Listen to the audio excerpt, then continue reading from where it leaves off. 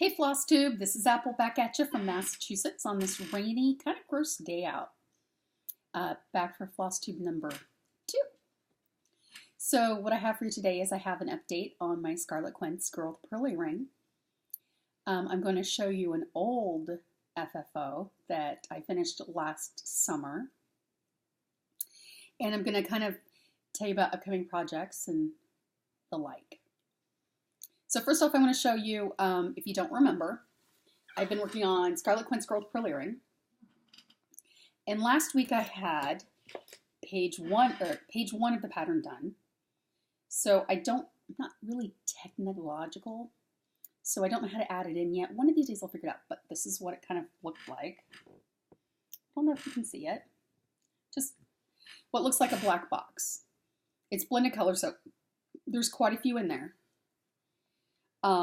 I did finish page 2, which is here. I know, nothing exciting yet, right? And then this is currently, I'm working on page 3. I just have a little bit done here. There we go. A little bit done right there. I'm hoping to get the page 3 finished sometime this week. I'm really trying to do on the pattern here. I really want to get this completed first, this row vertically. It's got all of like the dark shadings in it. And I know that that's just going to be, if I wait till the end to do some of these, if I go crossways, I'm going to be, I'm going to be tired of it by then. I'm going to be burnt out on it. So I'm going to go ahead and just get all that done and whip it out and then start on the fun stuff. I'm typically someone who does one project at a time. Sometimes I have a little one that I carry in my purse that I do here and there where I'm at appointments or stuck in the car or what have you, or traveling. My husband and I love to travel. So typically I have one going. I think I discussed in my last video, I'm actually going to start another one so that when this project feels a little overwhelming, I've got something a little more color, a little more pop, a little bit more exciting to do. What else? Oh, I was reading, for my last video, if you saw it, you knew that I did Henry VIII and His Wives. And I'm a huge Tudor fan. And so I got my new World of Cross Stitching magazine yesterday. And I on page 67, I found perfect project to go with that one. I don't know if you can see it. You see this? This is Henry VIII and his wives and their children, which I thought was rather interesting. I've not seen any including the children. So, of course, I immediately had to hop on that and ordered it last night from Bothy Threads. I've never done a Bothy Threads project, so I'm kind of excited to get that one. And yeah, I'm sure that I'll be starting that one fairly soon. Then y'all know that on the back burner, I have, oh, by the way, this project bag. Cheryl McKinney, Tranquil Stitches. Love her bags. As a matter of fact, when she puts out videos, I have her on my, I rang the bell for her so I get notifications because I want to see what her bags are so that if I want one, I can get her an email really quickly and hopefully try to beat the crowd. But in this, I've got the threads for my Patriots helmet. It was a Christmas present that I got, and it's from the maker's BostonNeedleworks. And I'm super excited because I'm a huge Patriots fan. And in case y'all didn't know, they're going to the Super Bowl. So I feel like that on Super Bowl Sunday, this will be the perfect time to start this project. So, hey, I'm so excited to start it. I know, I typically do one at a time, but how could you not? My favorite team is in the Super Bowl. How could I not start that?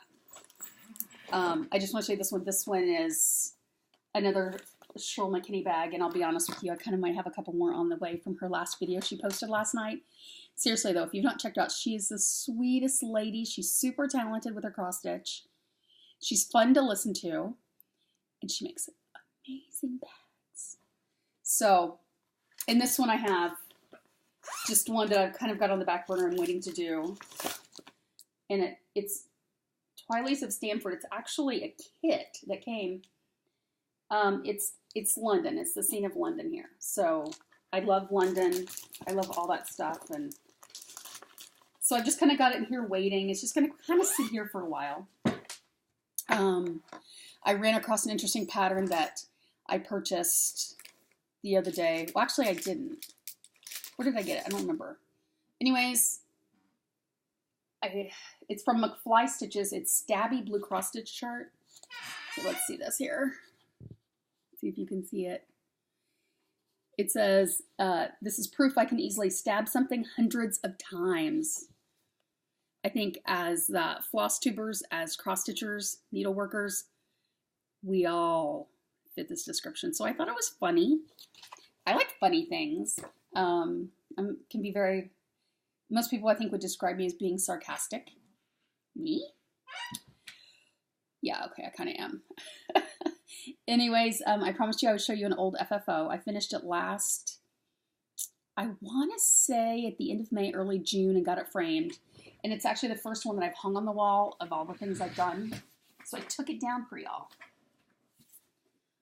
See if you can see this. It's a Dutch sampler. There we go. Let's see if we get this in here. It's kind of hard. Sorry, my chair's squeaking. I started it a few years ago, and the pattern got kind of, for me, tiny. And it wasn't until I got my reading glasses updated that I was able to kind of see it. And even still, on my phone, I used, I don't know if y'all know this, but like if you have an iPhone, you have this magnifier app built in. And you can actually, it'll snap a picture of something, and you can magnify it considerably to look at it. So I used that like for most of the pattern because it was so tiny. And just, I was glad to finally get it done, but it turned out beautifully. So I have it hanging near my kitchen. And then what else is new? I watched a lot of FlossTubers this week. Stitch and Jewels, The Addicted Sisters. I love watching FlossTube. I like seeing projects. The problem is, y'all are enablers. That's the problem. Because I see something, I'm like, oh, I can do that too. I want to do that too. And then I kind of want to do it. I can see this becoming a problem for me. I'm going to try to keep tight reins on it because my craft closet is already overflowing with cross-stitch patterns and kits and the like. Shh. Don't tell my husband. Anyways, that's all for today for FlossTube number 2.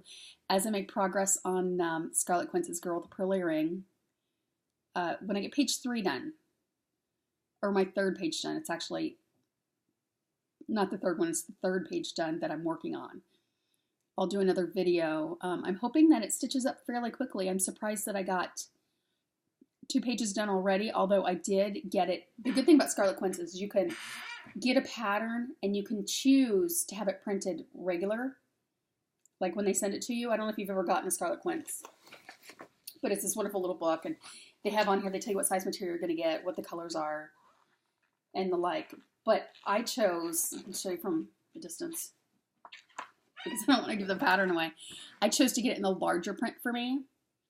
For me, that's easier. I do have reading glasses that I use. I actually, believe it or not, have a reading contact, just one.